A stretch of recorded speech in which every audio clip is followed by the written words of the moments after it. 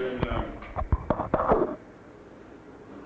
about three corners of South Dakota this week, praising the weather. I must say it's a great relief. I have, ever since sometime before Thanksgiving, been freezing stiff in Wisconsin, Minnesota, Indiana, Ohio, Pennsylvania, all kinds of cold northern states, and it's a great relief to get into a state with South in the name. And every time I say that, why, you modest South Dakotans protest that your weather sometimes is pretty bad, but I can hardly believe it. Well, we're here to talk about the farm situation. And we're Farmers Union leaders, and we're here to talk about the Farmers Union situation. And both are in a terrible fix. I don't need to belabor the statistics of the farmers' situation. Wheat prices in November averaged 49% of parity. That's up from about 45% of parity in June and July. That doesn't even get to the basement floor. That's the lowest wheat prices have ever been in history, except for 1931 and 32. And they're still there. Lowest in history. And when you average in some of the more prosperous farmers, like the dairy farmers of my home state of Wisconsin, and I'll tell you a little bit about how they got that way, they're getting 76% of parity now. They're pretty close to rich, relatively. But all farm prices averaged in November 66% of parity. Never in history have farm prices had such low purchasing power except 1931 and 32, as they have now. And don't let anybody tell you that parity is old-fashioned and doesn't count. The only people that try to say that are those who are responsible for keeping farm prices at the kinds of levels that have been promised in political campaigns or under the law, and they'll tell you that parity doesn't make any difference when they have a record that they can't really defend. And I think that there's something that is of more than mere incidental interest in the fact that the purchasing power of farm products now is the lowest since Franklin Roosevelt was elected president. And I'm going to talk a little more about that a little later. And looking at, we've gotten rid of two-thirds of the farmers since that time. But even so, the average net income per farm in 1977, just over 2 million farms, is running at about $7,600 per farm. Now that isn't very much net income for the average American farm today. And even that net income, these 1977 dollars aren't worth very much anymore after devaluations and all the rest of the monkey business that went on in the last 10 years. If you relate the value of today's dollars just back to 1967, which isn't terribly long ago, and translate the average net income per farm into 1967 dollars, is $4,080 a farm. That's the purchasing power of the average net income per farm. And if you lump in all the farmers together, the total net income of all farmers in 1977 is now projected by the President's Council of Economic Advisors at $21 billion. Well, that means about $10 billion of 1967 dollars. And that is about the lowest of total net income of farmers in real purchasing power since the Depression. Last year, or this year, farmers increased their borrowings by $16 billion while they were getting total net income as a total return for all their labor and all their investment and all their risk and all their management of $21 billion. Farmers borrowed about 3/4 as much as all the money they took in over expenses this year. Now what that means is that farmers are borrowing money to cover their losses. Some of that money was borrowed to help a son pay off brothers and sisters when the land was transferred from one generation to another, or to on a mortgage loan from a bank if somebody wanted to borrow the money to start farming. Very little of it was healthy borrowing. As an economist looks at it, healthy borrowing is when you borrow money with the expectation that it will earn you enough, what you're doing with that money will earn you enough so that you'll be able to pay off the loan in a reasonable time and pay interest while you've got the debt. Farmers aren't borrowing on that basis today, and you know it. They are not assured that they'll increase their production and out of that increased production be able to pay the interest and principal on what they borrow. They're primarily borrowing to cover their losses and hanging on.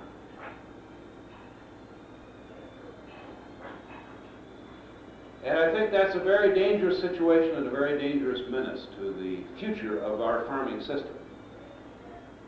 Secretary Berglund says time after time that he will not be a party to keeping farm prices at a level high enough to keep land prices going up. Well, I don't think Secretary Berglund understands very much about why land prices are going up. And I think he understands even less about what it will mean if land prices are forced down. As soon as land prices stop rising in value, farmers that are up against it won't be able to borrow on the increased value of their land in order to cover their losses and stay in business. And I know that you can't go on borrowing money to cover your losses permanently, nor even for very long, without getting into a deeper and deeper and deeper hole, but at least it keeps you alive until maybe something will break.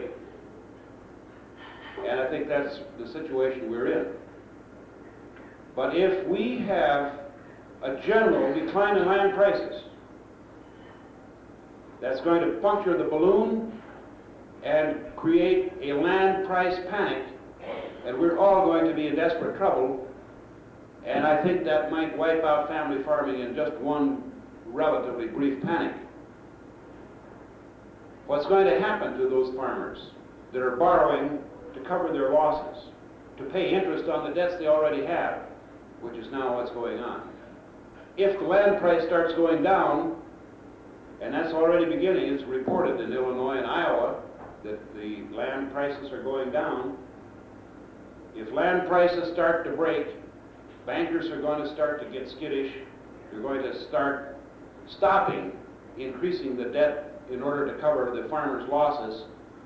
Then they're going to start foreclosing and trying to sell farms, and there'll be more farms coming on the market than the market will stand, and one more farm per state than the market will pay, just like one more bushel of wheat in the supply that the market will take starts to break the price. And we could be off to the races with an agricultural economic disaster. Maybe we'll talk a little later about what some of the real reasons are for the increase in land prices, what we might do about it. I make no mistake about it. Secretary Berglund said not long ago, farm prices are not made in Washington, they're made in the marketplace. Well, we in the Farmers Union have been saying for a long time, and we've been saying truly, farm prices are made in Washington, D.C. And that today is truer than ever before in history. It's still true, and it's truer than ever. The world market prices are made in Washington, D.C., and they're being made too low. Now just take account of the world economy. 3/4 of all the farm commodities produced in this world are sold by farmers and consumed by consumers at prices higher than American farmers get. 3/4 or more. The only farmers in the world that get prices as low or close to as low as we get in the United States are farmers that live in exporting countries whose price is made by American competition. And the American price is made in Washington, D.C. when the government sets the price support loan rate on the major commodities. And it is the American government's price support loan policy that makes the world market price and keeps it unfairly low, the lowest since the Hoover era. All the other countries in the world, with the exception of the United States, think farm prices in the world market are too low and ought to be higher. Most of the other countries maintain prices for their farmers 2 and more times as high as our farmers get. Uncle Sam is the world champion cheapskate when it comes to paying farmers for food.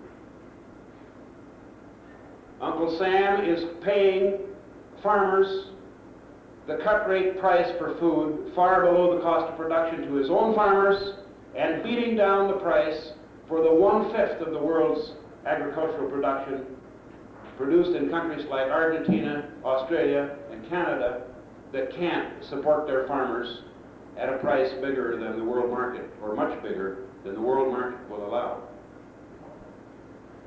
It isn't hard to understand why this is so. The United States accounts for over half of all the grain that moves across national borders into international trade. Next biggest is Canada. Canada exports 1/4 as much grain into the world market as we do. And then following after Canada, accounting for most of the rest of it, is Argentina and Australia. And Argentina and Australia together account for 1/4 as much as the United States. Now, in that kind of a situation, where the one seller accounts for way over half, year after year, of all the product that's put on the market, and the next biggest account for small fractions as much, in that kind of a marketing situation, it doesn't take much guessing to know that what the United States does is what determines what the world price will be. And that's the way it is. All these other countries, the price that can be received by their farmers and the price at which they sell their product is established by the U.S. price support loan rate. If the U.S. price support loan rate were lower, you know, Ford raised it from, what was it, $1.47 a bushel to 2 1/4. And the only justification for leaving it at 2 1/4 is because that's where President Ford put it. And President Carter doesn't have the nerve to do better. But why is our government maintaining this policy? Why are we doing it? Now, this is a policy that is different from anything that's been done by an American government since Hoover. Why are we doing it? Well, one thing they say, we've got to stay competitive in the world market. I have personally, the Farmers Union, we have talked about this problem with representatives of the governments in key positions in Canada, Australia, and Argentina. I've talked to members of the Canadian Wheat Board. I've talked to the Secretary of Agriculture of Argentina about this problem.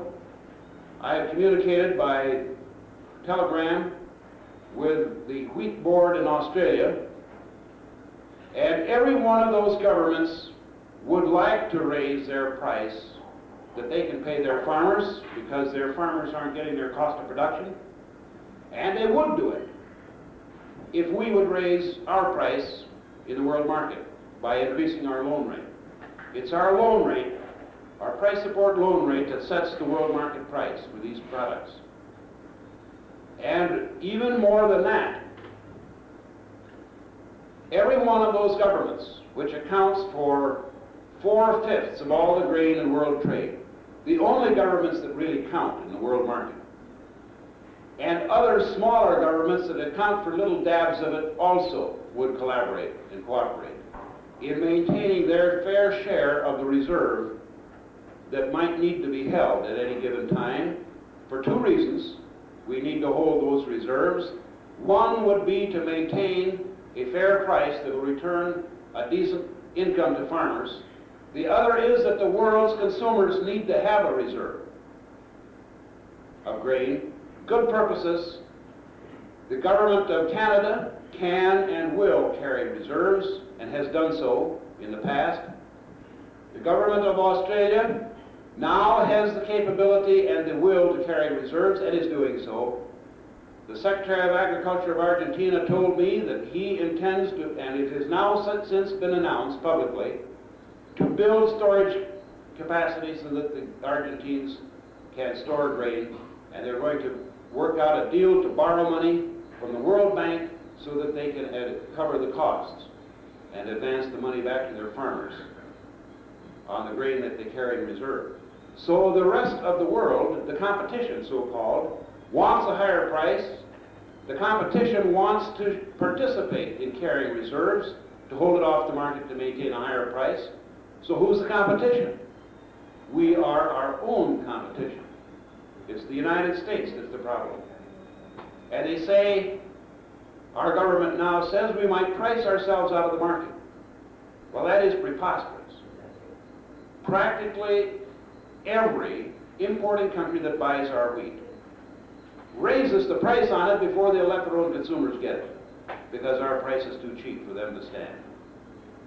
Our price is too cheap to go into their market without doing more damage to their own farmers than they're willing to tolerate. The Japanese government makes twice as much or more on every bushel of American wheat that they buy from us than the American farmer gets for it. The European governments make as much or more than as much on every bushel of wheat that they buy from us as the American farmer gets as a total price for our wheat. Just think of it. They double and triple our price before they'll sell it to their own consumers. So price ourselves out of the market? What we're doing is simply enabling other governments to profit on our wheat while taking it from our own farmers at less than the cost of production. And another of these phony excuses is that there is a great, crushing, burdensome surplus of grain in the world, and that's got our wheat price busted. This is another fiction. This is just another excuse. There is not a burdensome surplus of grain in this world. The world's grain supply is tight. The grain supply in the world today would be wiped out by one single bad crop year, such as we have experienced twice within the past half dozen years. One single year will wipe it out. So it's not that we really have such a big surplus. The surplus is a phony. We barely have an adequate reserve of grain in this world. Now, one thing we do have, we have the capability in the United States, invented by the Nixon administration, to create an artificial surplus in the American market to bust the price for American farmers any time the government of the United States wants to do it. And the government of the United States wanted to do it in 1973, and they did it with export embargoes on some 40 agricultural commodities. And the government of the United States wanted to do it in 1975, and they did it again with export embargoes called by a different name. I can't even remember what it was. But they invented new names year after year for the same old thing, all for the same purpose of busting the price for the American farmer, when there were customers around the world who wanted our food and had the money to pay for it and were willing to pay higher prices than the American government wanted American farmers to get. That capability still exists. The Republicans have demonstrated that they will use that ability to create an artificial surplus in our market to bust the price. And don't forget that Jimmy Carter promised there would be no export embargoes and withdrew that promise within hours after he made it. And so I don't think we can rely on either a Democratic or a Republican administration not to use the power that the government of the United States possesses to create an artificial surplus in our market to keep the price down. And that is one of our major problems as farmers. Not the real surplus. This world is short of food. This world is short of food in relation to market demand and potential market demand. But our problem is the artificial surplus that can be and probably will be created by our government to bust our price if it looks like farmers might have a chance to make too much. The real reason that our price is being kept down is that our government is committed to a cheap food policy. If you look back over the past 30 years, you'll observe that prices reached parity, farm prices reached parity during World War II, and farm prices never averaged below parity all through the term, the 8 years of Harry Truman's 2 terms. Farm prices averaged 100% of parity in 1952, and they went below parity as soon as Benson became Secretary of Agriculture in 1953. And farm prices in real terms, in real purchasing power, have been drifting down steadily since 1950. And the only exception was when the world finally ran out of food in 1972 and 73. And farm prices averaged above parity for just a few months, sometime in 1973, until export embargoes were used to bust them back again. Well, with farm prices constantly going down in real purchasing power, that has made it easy for everybody else to raise their prices and their wages and their costs and their commissions and their fees and their take out of the economy. And that's what's happened. The American cost of living index rose just about 1% a year for 25 years, with lower farm prices offsetting higher costs and prices for everything else. And so that is the political purpose of a cheap food policy. The farmer is the easiest goose to catch. So it's the farmer that gets plucked to make life soft for everybody else. And that's what's been going on for a generation.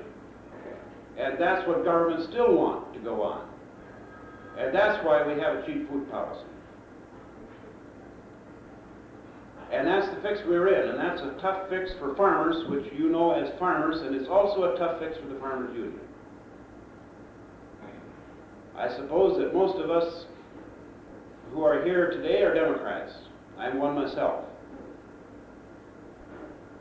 We have believed, and we have persuaded other farmers to believe, that once we got rid of Benson, things would be better. Once we got rid of Butts, things would be better, and so on. We have believed the promise of parity that was first made, that was invented by Republicans, progressive Republicans in the 1920s, and was taken over and made official government policy by President Roosevelt in the 1930s, and which was delivered and maintained by President Truman up until 1952, and which a promise that was renewed by President Kennedy when he ran for office had promised parity of income. And I wrote the words that went into the Democratic platform. And it has now been repudiated by Secretary Berglund and President Carter. The promise of parity is over. We're not going to get parity from the government unless we can do something different from what we've done. I think we've come to a double-jointed turning point in history. And one change is that we no longer have any right in our, if we're mentally sound and competent mind, to believe that the government, the right government, if we can win the right election, that the government is going to give us parity or anything like it.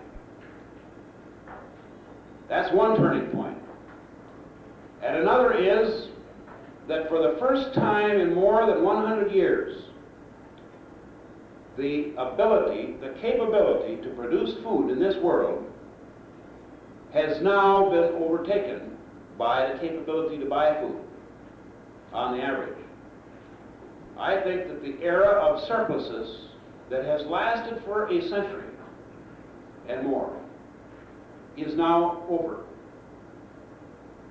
Now that doesn't mean that we won't have more than we need to eat some years, as we have right now.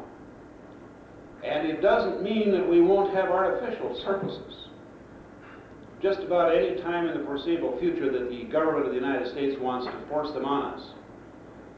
But it does mean that we are not likely to see, I believe, any time when we have the ability to produce surpluses year after year after year, as we did in the 1950s and the 1960s.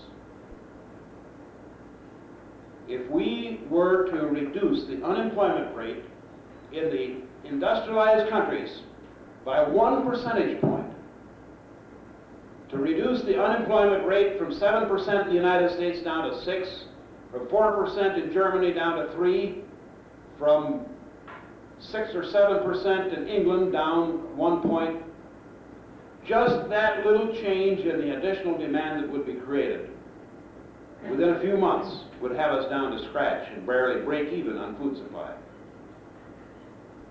And of course, if we were to have the kind of world prosperity that we had all over the world with rising incomes in the developing countries, as we had in 1972 and 73, we wouldn't have enough food. We'd have much higher prices if the United States government would let us sell in the world market. And I think that condition is about what we're in for. Now that's a good thing for farmers, but it is an entirely different kind of world that we're living in now from what we lived before. I'm not sure you'll find a lot of economists that will agree with that, but that's the way it looks to me. So keep in mind this double-jointed turning point in history where we're in. One thing it says is we've got to do something different from what we've been doing. And I think the other thing it says is we can do something different. We've got a situation where there are things that we can do that we haven't had before. Now the question is, what are we going to do about it? Well, I think we can take a look at what's going on in our own American economy and get some clues about what we ought to do about it. For example, we have another big industry in the United States that's in trouble, the steel industry. We're not competitive in the world market. The Japanese and the Europeans are both underselling us in our own market, and we can't undersell them. We can't match them in the world market. So we got a serious steel problem. And the steel company out in Youngstown, Ohio just announced they're going to close down a plant and put 5,000 people out of work in one plant. And so what is our government going to do about it? Well, I happened to read an article about this in the New York Times when I flew out to South Dakota last Sunday, which reported that the average wage per hour in the American steel industry is $12.22 an hour. The average wage per hour in Japan is $6.31 an hour. Just almost double in the U.S. what it is in Japan. 100 hours of labor on steel in the steel industry in the United States will produce 8.5 tons of steel. That is a lot of steel.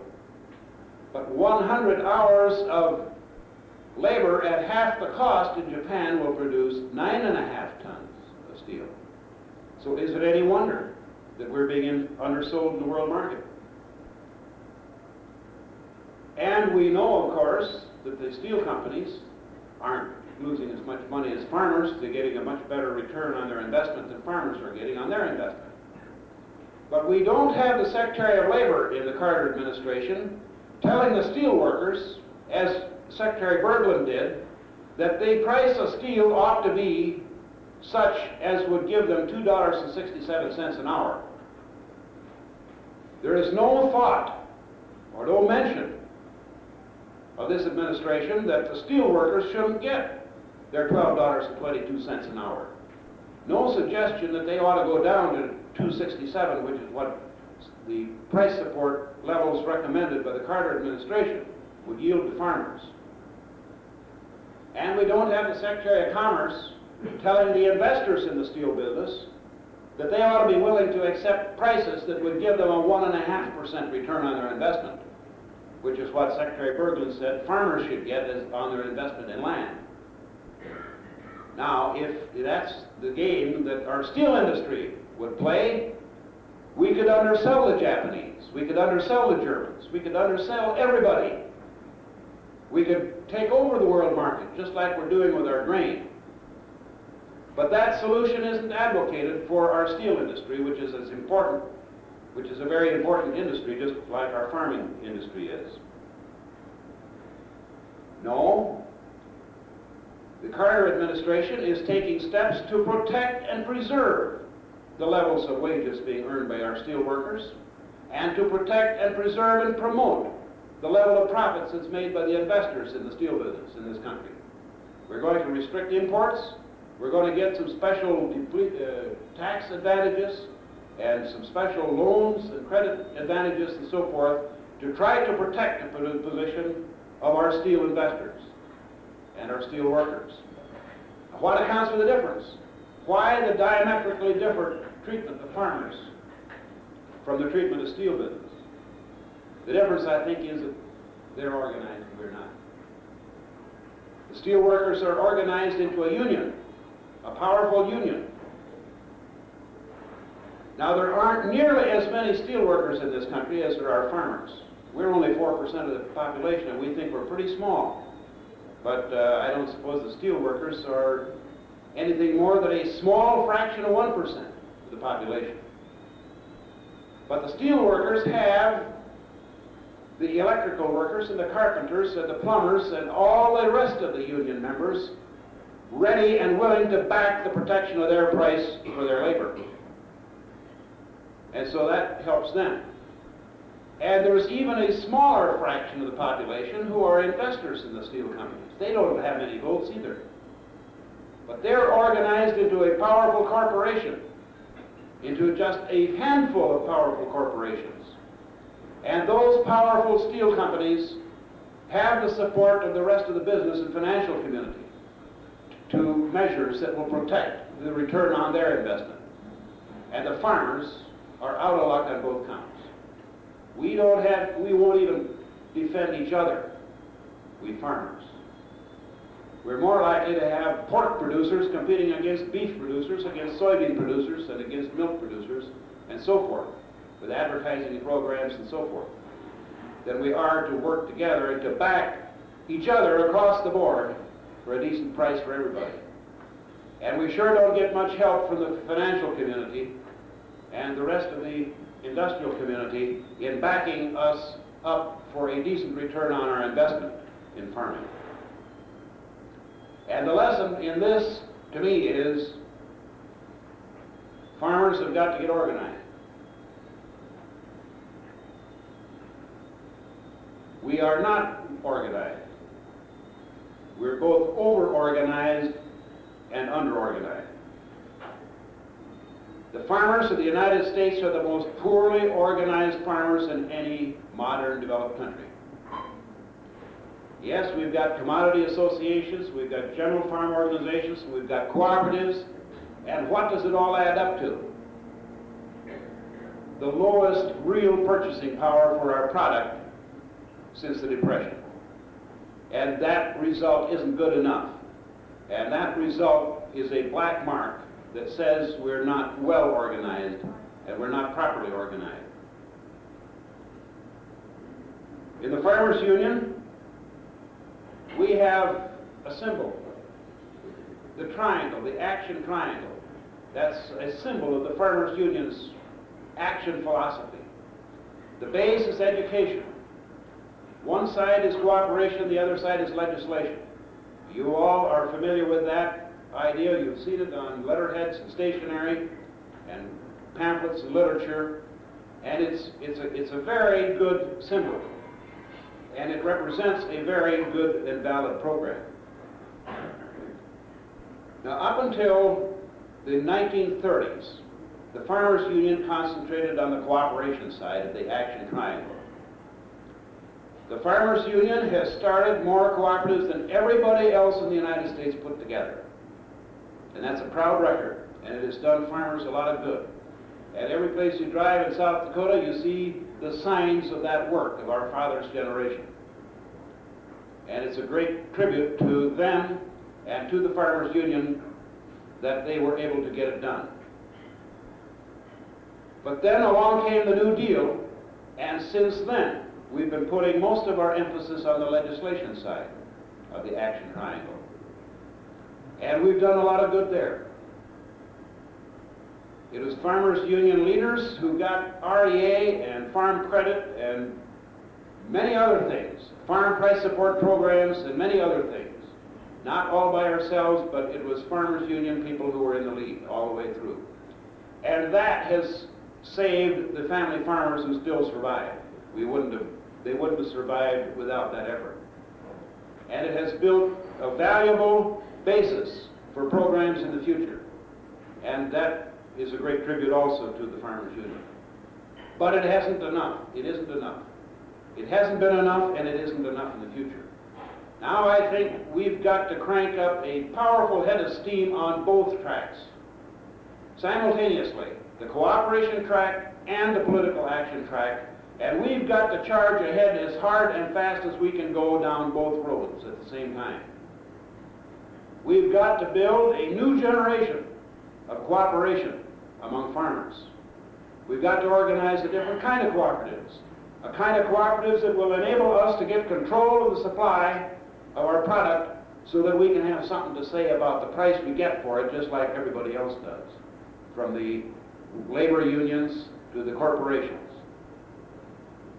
And at the same time, we're going to have to keep fired up a big head of steam on that other political action and legislation track, not only to continue to try to get the political benefits that we need and deserve, but also to protect what we'll try to do in a new drive down the cooperation track.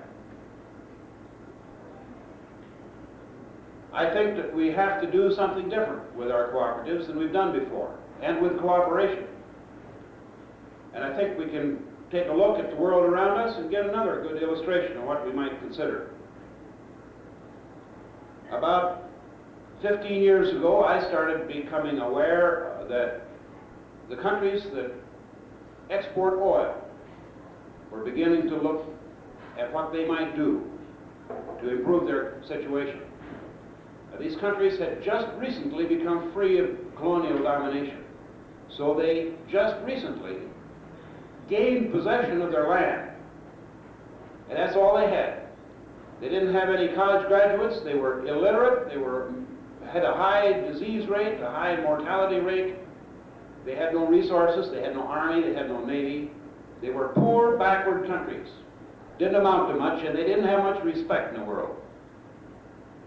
Now, does that sound familiar? Have you ever heard farmers describe themselves that way? Dumb farmers? You know, they don't count for much. Well, I've heard farmers describe themselves that way, and I've heard others describe farmers that way a good deal. And so these poor, dumb, backward countries looked at what they could do to improve their situation. Now, they might have looked at what we're doing with cooperatives in the United States. In the United States, our cooperatives have, and my father has helped to start the oil co-op back in Tripolo County, Wisconsin, in this era. And I can remember as a little boy hearing him tell about what he was driving at. We're going to build a cooperative that will have its own oil tanks and pumps and trucks to deliver petroleum, and then we're going to own our own oil wells, and we're going to work all the way back to the ground and squeeze the profit out of that marketing mechanism and get it back to the farmers. And we also belong to a cooperative creamery, and our aim there was to get all the way to the consumers. And Land O'Lakes is just about there. And we're going to squeeze the profit out of that marketing chain and get it back to the farmers. That's horizontal integration. And that's what our goal has been. Now, the Arabs might have looked at that model and figured that they already owned the land. They'd just been freed from colonial domination. They could easily have nationalized the oil wells and the pumps and the pipelines. They could have bought themselves a fleet of tankers and some refineries and a chain of filling stations and trained little Arabs how to pump gas, check oil, wipe windshields. They might have tried to organize and get control of their industry all the way from the ground to the consumer. And then if they could beat Exxon and Arco and all the big giants at their own game, where they'd had a couple of generations of experience, if they could outdo or at least match the big oil companies, they might have, with a little bit of luck, gotten about 5 cents a gallon back to Kuwait, the people in the country. 5 cents a gallon. But they didn't do it that way. They looked to their right and to their left. And they saw that 13 countries control 85% of all the supply of petroleum that moves in world trade. And they decided they're going to organize the control they already have of their product. And so they organized horizontally. And they got control. They organized the OPEC, Organization of Petroleum Exporting Countries. They organized the supply of the control of the supply, and they didn't get 5 cents a gallon. They raised their price 5 times. And they made it stick because they had control of the supply, and they could set their own price. Just like the people that you buy from set their own price, you don't get much chance to dicker with them. And I think that's what we have to do with farmers. Farmers control practically 100% of the supply of their product before it leaves the farm. And that's where we have to organize. At the farm level, organize control of the supply. Now, that doesn't mean we abandon our vertically integrated cooperatives, not at all.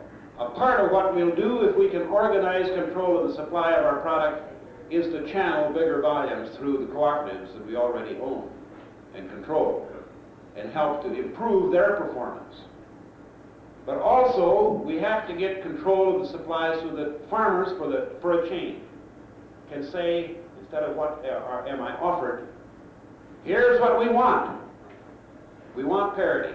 We want 90% of parity. We want 75% of parity. We want a fair rate of return, or however you want to define it. Like the labor unions say, we want, the coal miners say, we want, and then they write their price. They don't always get exactly everything they want, but at least they are in a position where they can bargain. Some farmers are doing that. I'm working with a committee representing the farm organizations in trying to write a bargaining bill for presentation to Congress in January. And I've gotten to meet and know the manager of a tomato growers cooperative out in California. They have something over 1,000 members. They don't control 100% of the tomatoes that are grown for freezing and or canning and making tomato soup. They control only about 60% of the tomatoes. But they control a big enough part of the supply so that they can bargain effectively for price. They started in operation 5 years ago when the price of tomatoes to farmers was $28 a ton. For the 1977 crop, they got $56.80 a ton, just a shade more than double.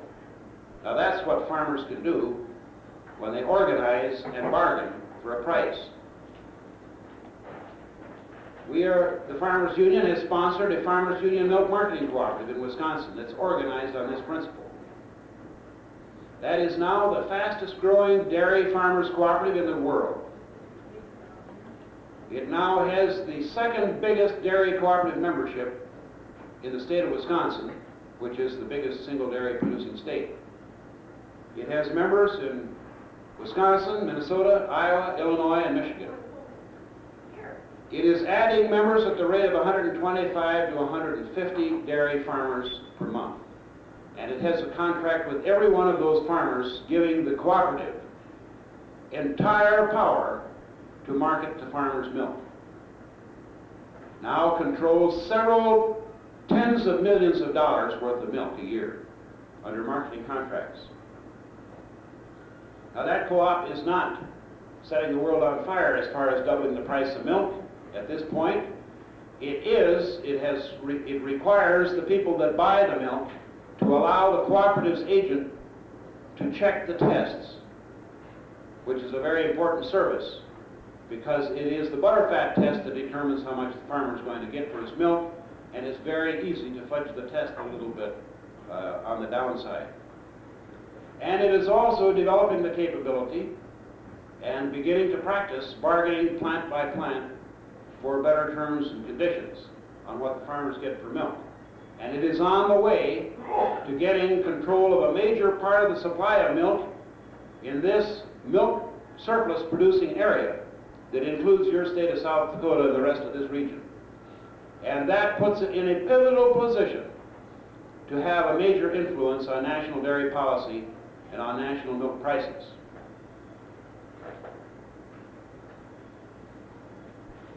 And this milk co-op is doing a great service for the Farmers Union. It provides in its bylaws that every member of that milk cooperative must be a member of the Farmers Union. And the farmers pay a marketing service fee to that co-op, and the first fees paid go to pay the dues of the farmer in the Farmers Union. It now pays dues for 5,000 members in the Farmers Union. And it's adding 100 to 125 to 150 new members a month to the Farmers Union. It's helping to build the Farmers Union. And that's a very important principle, because dairy farmers can't go it alone. We've got to get dairy farmers and beef producers and wheat farmers and soybean farmers and cotton growers all together under the umbrella of a general farm organization, so that we can understand each other's problems, so that we can resolve our conflicts, and there are conflicts between producers of different commodities, so that we can resolve them among ourselves, among us farmers, before we go public, so that when we do go public, we can present a united front for agriculture with our conflicts resolved and not have the public butting into our internal disputes. That's the purpose of the General Farm Organization. I don't think, however, that we can wait until the Farmers Union all by itself gets all the farmers organized into commodity by commodity bargaining associations, like we're trying to do with milk, as we're also trying to do with tomatoes in Ohio, in Indiana, and with dry beans in South Dakota and some of the other states in this area.